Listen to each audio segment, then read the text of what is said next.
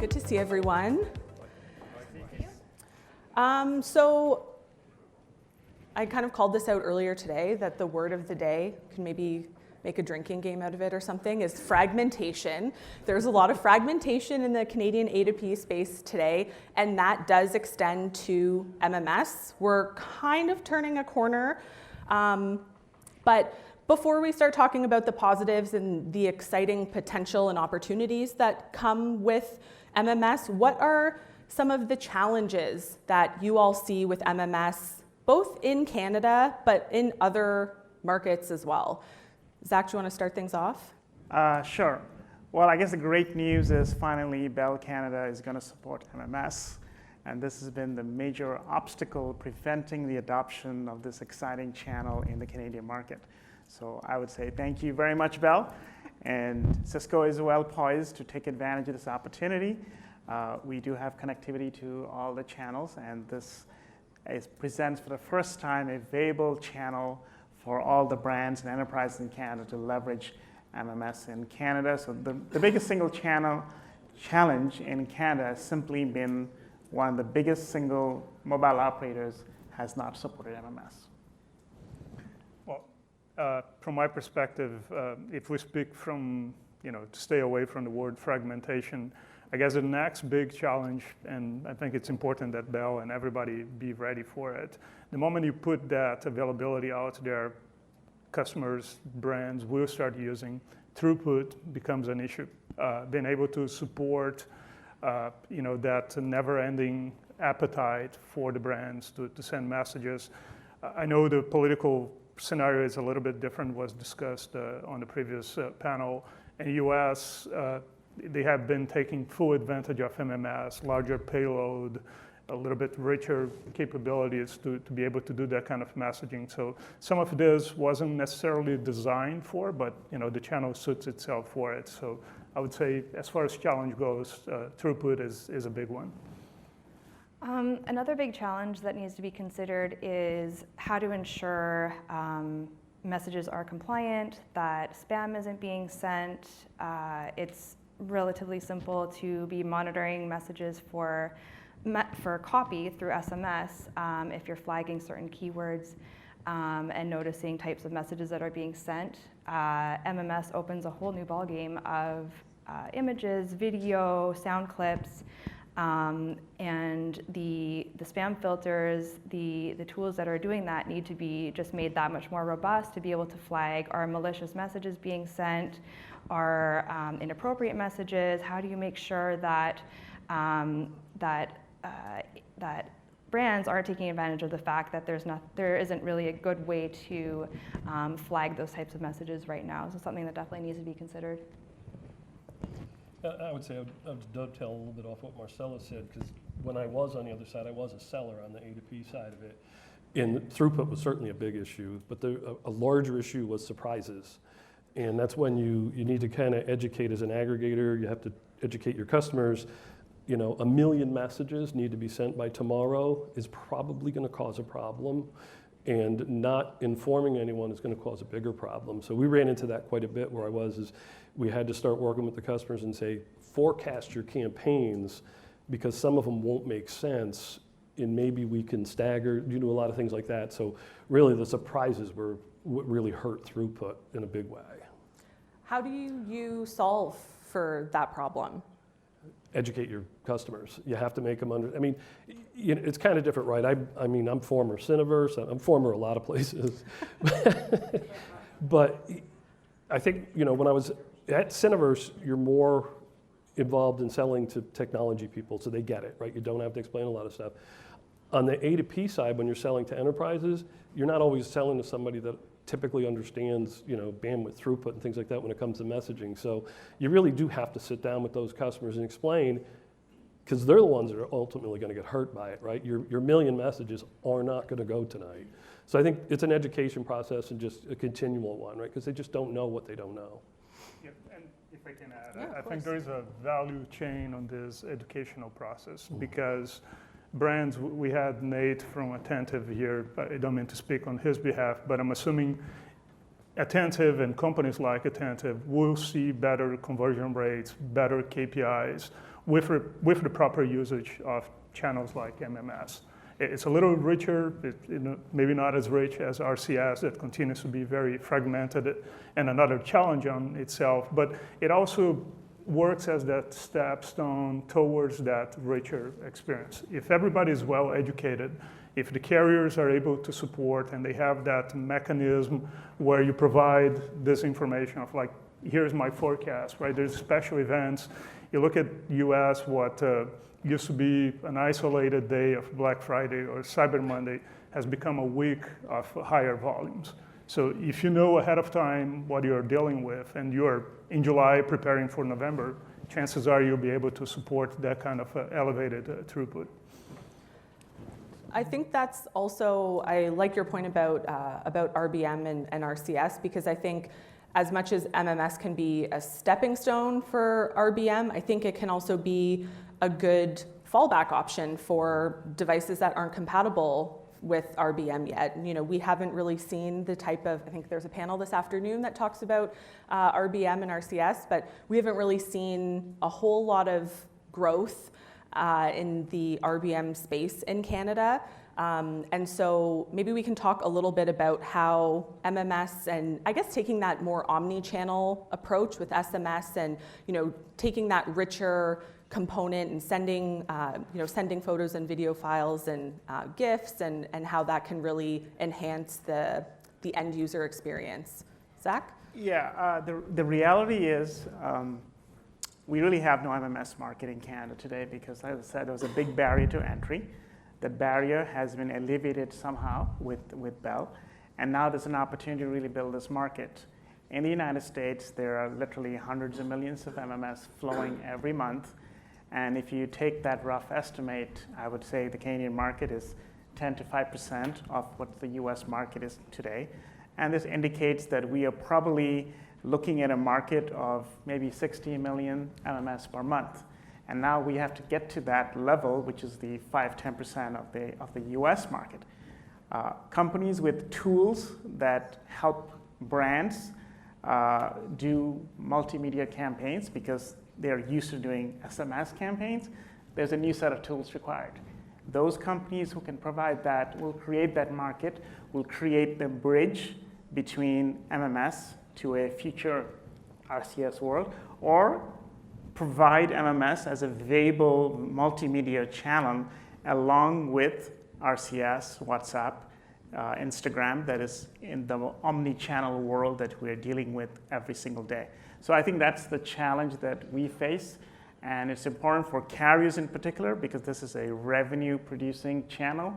Instagram doesn't make the carriers money, Facebook doesn't make the money, MMS will, and a lot of money. And I think they need to realize and wake up to that and ensure that we have the capacity, the throughput, and the tools in place to enable and create this market. There's so many studies about comparisons on MMS to SMS campaigns. In pretty much every aspect, MMS will do better. We'll have higher click-through, we'll have higher recall, will be shared more widely than an SMS will. There's almost no vertical that can't benefit from being able to add MMS to its campaign capabilities. And MMS is a familiar tool. Anybody who has sent a picture over text message, whether they know it or not, is using MMS. It's a familiar channel. It's how people know how to receive messages. And it's just a no-brainer for brands to be able to add capability of don't tell me, show me. What new products do you have to show me? What's an exclusive offer you can talk to me about? I'm part of your loyalty group. What do you want to offer me as an exclusive product that you're not offering widely to the rest of your base? There's so much opportunity that's just ready to go, and now that we can target the majority of the Canadian base, it's just going to explode. Yeah, I'll go back to my days as a seller again, right? And to your point, right, the multimedia piece is just endless what can be done with it. And what I experienced is I think a lot of us in the space have talked about RCS for a long time. And when you get in front of an enterprise, They love the idea, right? Rich, is good. And it was, what can you do for me now? So here came MMS, right? And a lot of it was sending to customers, and they react to it. But the other one, and I learned a lot from my customers back then, like during the pandemic, right? I think everybody knows what pick and pack is, or shopper, And what I had learned from one of my customers was they had inventoried all of their nutritional content. And basically when someone said, we're out of Kellogg's cornflakes and I've got these, they would actually send you in an MMS with the nutritional value. It's a two-way street with it, and I don't think RCS will totally replace MMS, and I think the same of SMS and everything. I think they're all going to have a place when they're all here, and it's really, again, goes back to the education we talked about, is helping the enterprise understand what is the best application for what you're using, back to your omni-channel point. Yeah, if I may add, I think the main thing that we always need to consider is the demographic makeup of our population and the type of handsets they utilize. Canada, like the United States and also like the UK, there is a majority of the population that loves their iPhones. And I'm sorry, they don't support RCS. And the one channel that can reach them and provide multimedia available via all the carriers is MMS. And that's a very important consideration. It has been one of the reasons maybe RCS has not been as successful as it could have been. But MMS is here today on every single handset. I have my iPhone, I don't get RCS, I get an MMS. And it's very North American centric, right? I joined an European company, I went to my onboarding in Croatia. They didn't even know how to spell MMS. And not even kidding, right? They were like, what is that? Because there is a predominant OTT in the various markets. The US and Canada are still kind of the exception to that.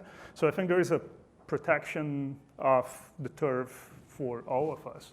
The CPaaS players are, I think all of them, I'm not, speaking on behalf of Infobip necessarily, but all the CPaaS players, because of the software layer, they're well positioned. They can do the fallback that you mentioned. They can, software can be adjusted fairly quickly. So if tomorrow WhatsApp were to become predominant in this market, they can easily, quickly shift to deliver messages through that channel. And the carrier could potentially be, without any revenue or moving that traffic away. So I think there's a protection play there as well in terms of the ubiquity of MMS. I was also happy to hear that it's now more broadly supported in Canada, and hopefully we can all capitalize on that. So our brands in Canada because they've become so used to not being able to hit the majority of the market with MMS, are they ready? Are they at the door? They're ready to send MMS? I've heard some feedback that, I think there was an expectation that once one of the large carriers recently implemented MMS and launched A2P MMS, that it would sort of be like a floodgate opening. And that wasn't really the case. So does that go back to that knowledge gap, that education piece? Like as an industry, what do we need to do to let brands know that this is something that's available to them? Really, propel this forward. I think a really important step is to create a best practices guide. We have the benefit of seeing what's worked and what hasn't worked in other markets, and I think it's really important to knowledge share on how to send an MMS in a way that it's going to reach the most subscribers.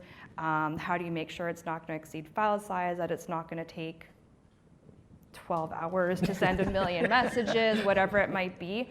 I think because it is a relatively new channel that brands haven't had a chance to use in the Canadian market yet, just having a couple of really helpful points on how to get started and how to use it will be helpful. Along with the commercial component of that, right? I will plead a little bit of ignorance over the plans in Canada, but I think that becomes a key component because inevitably we'll be compared with SMS. And it's natural, in the US, MMS does have an increased cost, but again, as long as that equation of the return of the investment, there's better conversion rates, the KPIs are more relevant doing MMS. I think there's a certain point where the economics do work. There's a certain point where the economics prevent the adoption of that. But I think to your point, though, when you said, a large carrier in Canada put forth MMS, this isn't a build it and they will come. You got to get out there and tell them. I mean, to a certain, and I'm not just advocating salespeople because I am one, but that's part of what their role is, right? And I think it's a trickle down, right? Educate your salespeople, get them out in front of the enterprise, show them what can be done, right? It has been successful in the United States, So I'd say get up here. I mean, in honesty, if you think about it, right? Canada's not that much different than the United States in terms of behavior, right? Maybe we have different accents. That's about as far as I can take it. They're going to behave the same, and their reaction to these messages, I think, will be almost identical, if not identical. I think there's a lot of use case education that's required. For many years, we've had people come to us, at Cisco Canada, we're one of the largest aggregators in Canada. They all come to us, hey, we want to do MMS. And our answer has always been no. We can't do it. Well, the use case sounds fantastic, and we have done some limited cases, mostly carrier-based marketing. But MMS is truly successful in promotional marketing type use cases. This has been the biggest application, whether it's the US, Canada, whether it's South Africa. And SMS is a lot more utility-based service messaging. So I think there is a little bit of a gap in who we talk to educate them that they can use messaging. Maybe we're not reaching the right kinds of people, and the return on investment argument is huge because the cost is significantly higher. So if we can overcome those cases, there's definitely use cases that are out there that need MMS. We had, for example, one customer of ours who wanted to have a messaging program where you see somebody, let's say, attacking you in the public transportation systems. You send a message, See something. See something, say something, which is a very innovative case. So there are obviously cases like that are out there. And I think, Craig, you might have mentioned this during our prep call about insurance companies leveraging MMS on the MO so that one of their customers can send a photo of damage on their car, something like that. And I think, what other innovative use cases have you seen really be successful in other markets? Well, the pick and pack one, that was a customer of mine, right? So I learned that from them. I didn't think of it. They thought of it by themselves. The insurance one I started to see, and then I was approached by a trucking company for something very similar. They deliver damaged goods. And so they have to file, it's unbelievable what they have to file with their own company, but that was another case for MMS. So I don't think we've even scratched the surface of what people can do with MMS, because I come from the way back days of when, you had to do transcoding, and it was just like, forget it, we'll send a text. Now it's relatively easy. There's not many phones that I know of that cannot support it. So I think the use cases are just immense. And I think if you go back to the education part and getting out there, they'll come up with stuff. You know how people are. You show them one, and all bets are off. Yeah, and there is one key characteristic of MMS as a protocol is being able to preserve the headers, and you can add multiple people to that. So it hasn't yet been, as far as I know, utilized broadly on A2P, but there are some nascent use cases of mortgage companies where the husband, the wife, they are all in the same thread of discussion over MMS. It's an A2P transactional of some sort.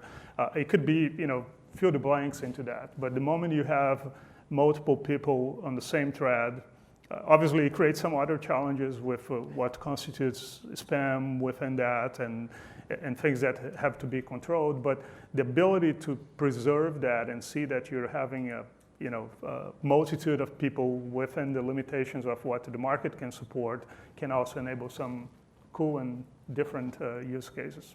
Again, I think it paves the way to, if RCS ever takes off, that fragmentation will continue to exist. He mentioned the iPhones.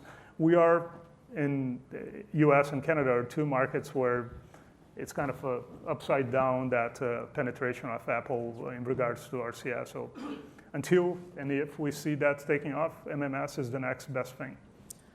I think that's a pretty good closing remark? I know when we were chatting before, Marcelo, I think your comment was do something.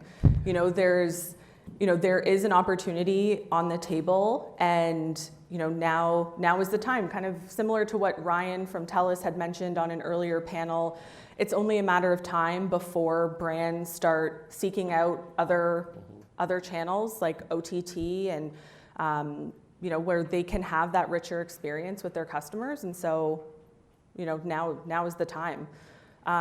Do we want to put it out to any questions as we're nearing the end of our time here? Ryan. Ryan. If you were sitting in the front, Ryan.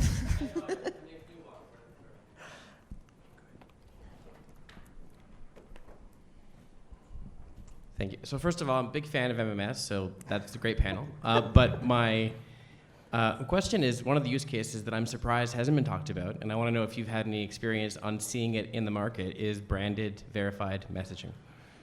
I'd like to know more about your thoughts on that. I can take that. At Cisco, we have a big effort on branded text, and we're trying to look at the merging of what is today, let's call it unbranded text, and use MMS as an option to brand it with your logo. In other words, to give more authentication and verification to the message.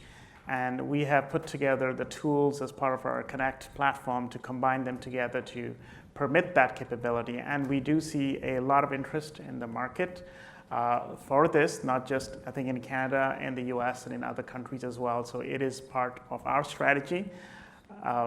Canada, there have been limitations, obviously, because of the MMS blockage, but that whole strategy is going to become much more predominant, I think, moving forward.